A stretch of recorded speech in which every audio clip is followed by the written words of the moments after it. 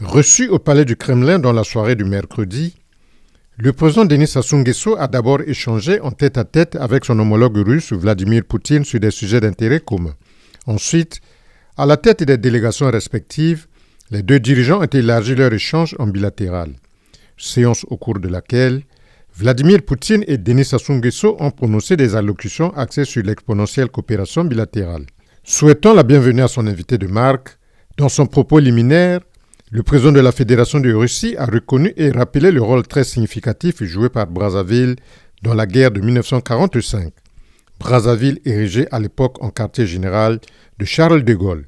S'appuyant sur l'excellence des relations d'amitié et de coopération qui lient les peuples russes et congolais, le président Vladimir Poutine a souligné les efforts du président Denis Sassou Nguesso dans le raffermissement de cette coopération. Mais surtout, l'activisme de la diplomatie congolaise dans les grands débats internationaux, à l'image de l'engagement du chef de l'État congolais dans le dossier libyen.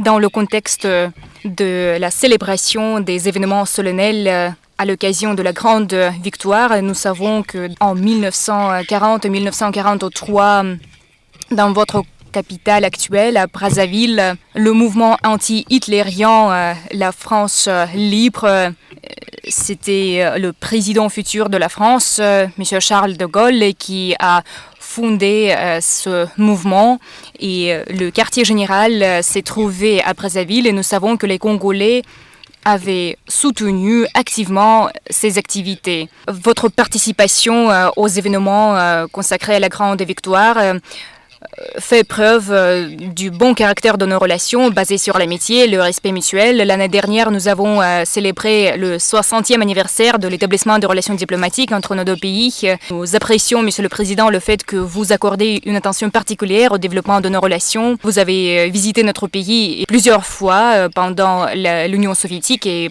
ensuite quand la Russie était formée. Nos chiffres d'affaires sont modestes maintenant, mais nous travaillons d'arrache-pied pour faire en sorte que nous réussissions. Nous formons les cadres nationaux en Russie, les cadres congolais. Maintenant, environ 750 étudiants congolais font leurs études en Russie. 250 bourses étatiques sont accordées chaque année. Nous sommes prêts à faire augmenter ce quota. Nous voyons la volonté du Congo de prendre les décisions sur des sujets pertinents de l'agenda international. Nous apprécions vos activités au sein de l'ONU. Je voudrais souligner que l'une des priorités systémiques de la politique étrangère de la Russie est le renforcement des liens avec le continent africain. À l'issue du sommet Russie-Afrique, on a adopté un nombre de documents conjoints, y compris la déclaration élargie et le plan d'action d'ici 2026. Nous travaillons afin de les mettre en œuvre. Et aujourd'hui, vous aurez l'opportunité de discuter de tous ces sujets, y compris de parler des sujets de l'agenda bilatéral.